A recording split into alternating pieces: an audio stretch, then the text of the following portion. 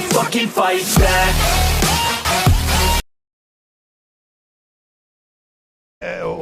O resultado para mim foi absolutamente esperado, né? A derrota brasileira para o Uruguai, esperado. Eu não esperava outra coisa, não. Eu tinha convicção que o Brasil perderia esse jogo para o Uruguai. Estou falando desde de manhã, aqui na rede social, aqui no canal, enfim. Perderia o jogo para o Uruguai. Por quê? Porque o nosso time é medíocre. Nós não temos um time. Nós temos bons jogadores que não rendem na seleção porque não tem um conjunto, não tem um time, né? Nós temos um técnico que é refém de jogador, é baba-ovo de jogador. Então, quando o treinador é baba-ovo de jogador, refém, a coisa fica largada. Você tem que ter um comando, né? Por isso que eu sou muito favorável à chegada de um cara como o Carlo Ancelotti para tentar mudar um pouco essa postura comportamental da seleção brasileira. Eu acho que o maior problema da seleção do Brasil vem sendo, inclusive nas últimas Copas do Mundo, uma postura de comportamento, postura comportamental. Precisa mudar. Como que a Argentina ganhou a Copa? Ganhou a Copa brigando por cada centímetro do gramado. O tempo tá mostrando, que eu falo isso aí há décadas já, que o Neymar não é tudo isso que todo mundo quer que ele seja. Agora, então, ele está no final de carreira. Ele está disputando a Liga Saudita, está disputando o Sauditão. Então, como é que pode um jogador que é o líder da seleção, é o que manda na seleção brasileira, está disputando o Sauditão, não está jogando nada nem na Arábia, né? Nem na Arábia Saudita o cara está jogando. O Vinícius Júnior, e o Rodrigo são dois jogadores que no Real Madrid rendem uma barbaridade porque tem um conjunto comandado por um grande líder que é o Carlo Ancelotti. Então eles rendem bastante. Chega na seleção, não jogam nada. Então, e o Fernando Diniz, coitado, esse eu tenho até pena, porque é a mesma coisa que você pilotar com um Ferrari, um cara que nunca entrou dentro de um Ferrari. Então ele não sabe nem ligar os botões ali para pilotar um Ferrari. Essa é a situação do Fernando Diniz. Sabe? Ele não está pronto, não está preparado para ser técnico da seleção brasileira. Ele é um agradecido, e eu entendo a posição dele, porque muitos jogadores ali lutaram para que ele fosse chamado. E ele foi chamado pela CBF para ser esse tampão, porque eu acho que está certa a coisa com o Ancelotti. Pelo menos eu tenho uma esperança muito grande que esteja certa a coisa com o Ancelotti para depois da temporada europeia. Se nós tivéssemos talvez um técnico mais bem preparado, tivéssemos também uma conduta diferente do time brasileiro. É lamentável tudo que eu estou vendo. Técnico babando ovo de jogador, nas coletivas só enchendo a bola de jogador que não está jogando nada. Por quê? Para ficar bem lá com o grupo, para ficar bem com os caras, porque ele não está ainda pronto para ser o técnico de uma seleção brasileira. Se a gente continuar com esses mesmos caras, com esse mesmo grupo, com essa mesma conversa, com esse mesmo nhen que vem desde duas vezes com o Tite, né? Porque essa turma aí é praticamente a mesma turma do Tite, né? A gente não vai a lugar nenhum, rapaz. Não vai a lugar nenhum. Futebol medíocre. Precisa um treinador de qualidade, com uma mentalidade europeia, sabe? Para fazer esses caras funcionarem. Porque eles não funcionam na seleção brasileira.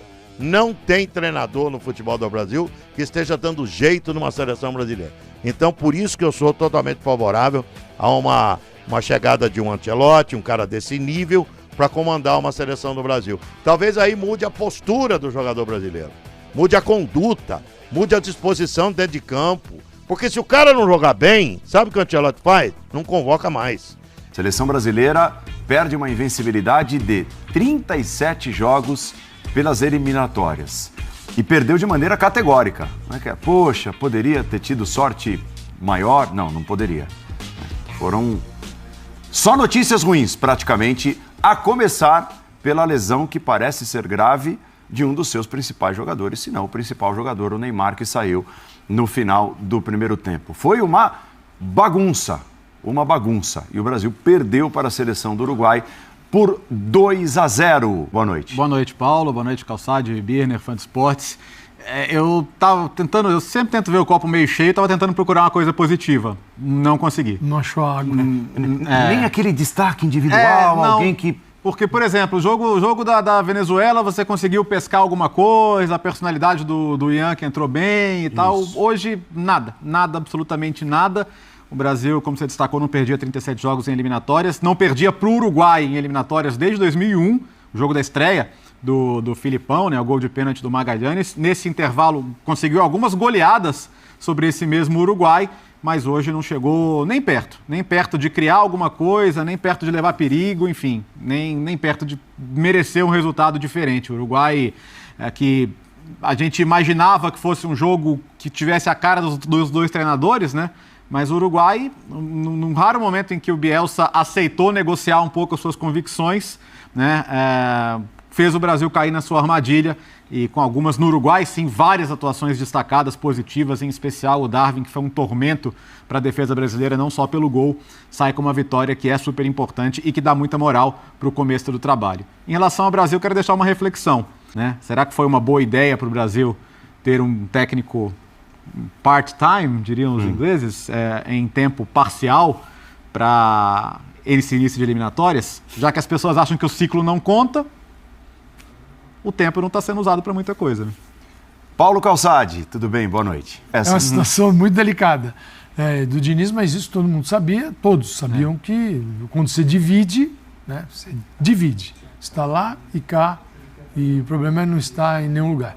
Mas, bom, eu vejo a seleção, se você pegar o Uruguai do Bielsa hoje foi um Uruguai mais desenhadinho, né? Esperando para ver o que é esse Brasil. O Brasil ficou com a bola no primeiro tempo, 65%, e isso produzindo até por ter a bola e ter que se construir o jogo, né, para finalização, o que foi raro no primeiro tempo. O Brasil não teve finalização na primeira etapa. Ficou uma seleção esquisita, porque a gente já viu isso contra a Venezuela em outros jogos, e assim é no Fluminense. A diferença do Fluminense hoje é que o Fluminense tem um trabalho de muito tempo. Qual é a diferença do Fluminense para o Brasil? O Fluminense tem um jogo coletivo poderoso e consegue acessar a área, a linha de fundo, e tem um centroavante que marca. O Brasil tinha um jogo hoje todo concentrado, parecia o Fluminense, mas individualmente ruim, coletivamente inexistente, então não alcançava a área e a finalização. Precisa de tempo? Precisa, mas aí é uma outra conversa. Está todo mundo disposto a tomar do Uruguai e falar, mas é o tempo, na próxima data FIFA é o tempo. O trabalho tem data para acabar? Exatamente. Cara, esse jogo eu acho que tem que gerar muitas reflexões. O Diniz é contratado para fazer um trabalho com a cara dele. Esse trabalho é possível no curto período em que o treinador está na seleção? É correto você desperdiçar o tempo a memória dos jogadores, o tempo dos jogadores do dia a dia, em toda a temporada, e não usar isso na seleção, ou obrigá-los a fazer uma coisa muito diferente? Porque quando todos os jogadores tecnicamente muito bons, e para fazer uma comparação, quando o Tite assume a seleção brasileira na eliminatória, depois numa fase ruim e ganha do Uruguai por 3-0, a primeira coisa que ele faz é usar a memória dos jogadores dos clubes para a seleção. E o Tite... Do Equador por 3-0. 3-0. E o Tite ganhou todos os jogos em casa com a seleção brasileira e teve um desempenho muito melhor do que a seleção brasileira vem tendo, jogando rapidamente um futebol muito melhor. Então agora, para mim, fica uma questão. Ou o Diniz deixa de ser Diniz, porque tem que deixar de ser Diniz, para fazer um jogo com a memória dos jogadores juntos na seleção. Memória dos clubes, dos jogadores da seleção. Ou o Brasil insiste, vai vendo o que vai dar, porque o Brasil vai se classificar. Agora, é a pena você insistir nisso se você vai ter um outro técnico, ou você não vai ter um outro técnico? Se você não vai ter um outro técnico, e o Diniz vai até a Copa do Mundo, e a CBF tem que saber se isso vai acontecer ou não, eu vou entender a insistência concordando ou discordando dela. Aí é uma outra questão. Se esse outro técnico vem no ano que vem, não tem a menor lógica. Até porque o outro técnico ele faz um trabalho muito parecido com o do Tite e que não tem nada a ver com o trabalho do Diniz. Então, o que está acontecendo agora é um grande devaneio ou é uma plantação para você colher coisas boas no futuro? As pessoas precisam decidir o que elas querem também, né? Porque assim, agora a gente está vendo justamente na rede social só porrada. E tem que ser mesmo porque a seleção brasileira jogou mal pra caramba. Já não jogou bem de 4 partidas, jogou uma bem, que foi com a Bolívia.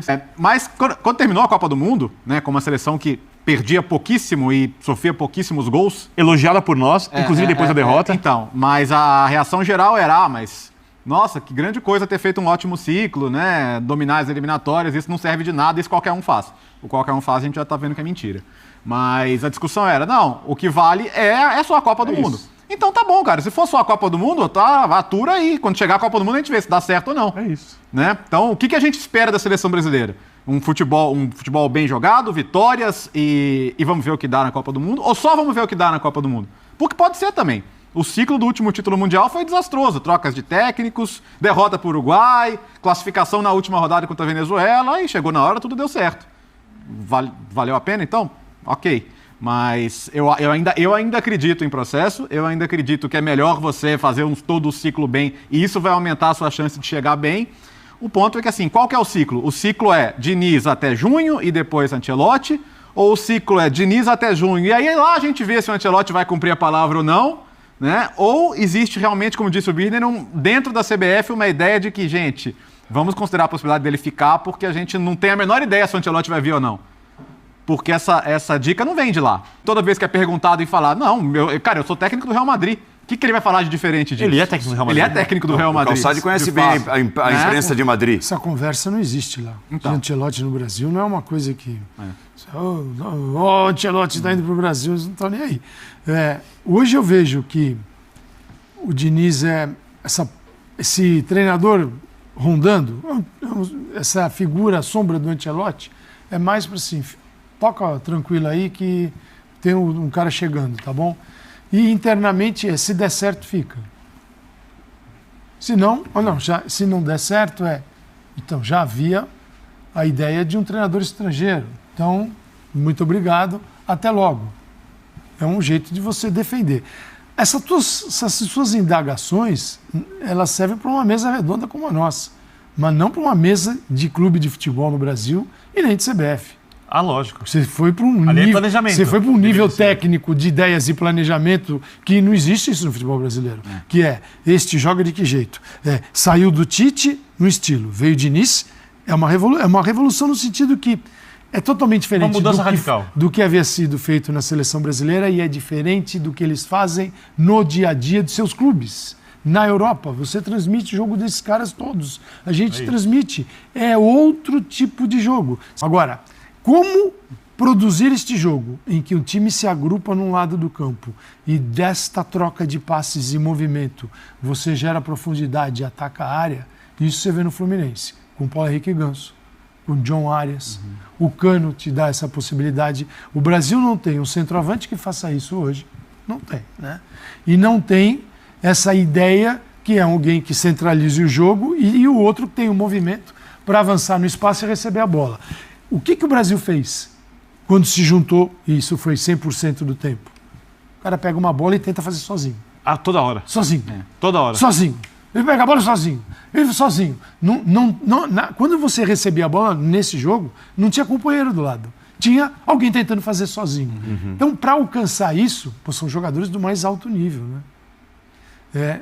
É o tempo. Com um técnico que gosta de um jogo exatamente assim, de associação. E para fazer isso, para melhorar isso, de ficando uma semana com os jogadores, você vai precisar de algumas datas FIFA. Por quê? Porque de uma data FIFA para outra, que é essa aqui, todo mundo já sacou. E já ficou muito mais difícil essa daqui. Para a Venezuela, empate com a Venezuela. Mas você acha que na próxima data FIFA o Diniz tem que insistir na ideia de jogo? Não, mas ele vai deixar de ser Diniz? Então, mas a questão é... A próxima data FIFA é Colômbia, fora, Argentina no Maracanã. E aí? São dois jogos pesadíssimos. Nós temos, o Paulo Calçade até antecipou o que nós vamos apresentar agora, que é um gráfico de posicionamento médio e de como as coisas aconteceram para Brasil e Uruguai durante o primeiro tempo, ainda com o Neymar em campo, né? Que a nossa base com o camisa 10 em campo.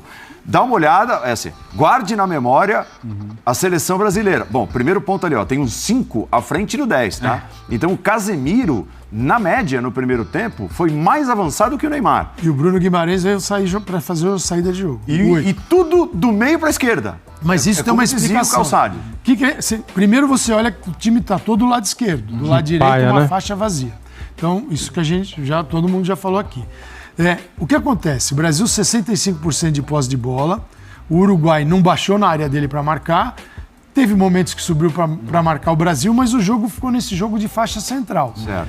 Para construir, construir o jogo, vem Bruno Guimarães e vem Neymar também numa zona para receber a bola e fazer o passe. Com isso, até libera o camisa 5, que é o Casimiro, que entre Bruno Guimarães e Neymar, você tem mais saída, uma saída mais bem construída com os dois do que com o Casimiro. Né? E ali tem o Rodrigo por dentro, que é o camisa 11, né? Tá ali por dentro. Mas o Jesus também tá ali. 7 é o Vini Júnior, o Vini Jesus 19. Então, seguinte, o Brasil, isso mostra os nossos problemas, o que foi o jogo e as nossas dificuldades. Mostra o Uruguai aí, ó.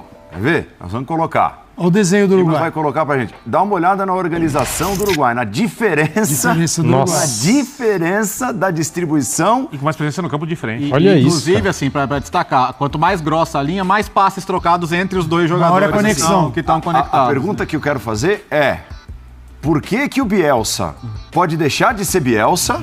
Ele que é um cara, né, de muitos e muitos anos e tal, que defende um estilo de futebol e que, empolga gerações e tem seus seguidores. Sim. Por que ele pode olhar para o jogo de hoje e deixar de ser Bielsa e o Diniz não pode deixar de ser Diniz? A resposta Orgulho. é fácil. Pro Bielsa, eles não estão prontos.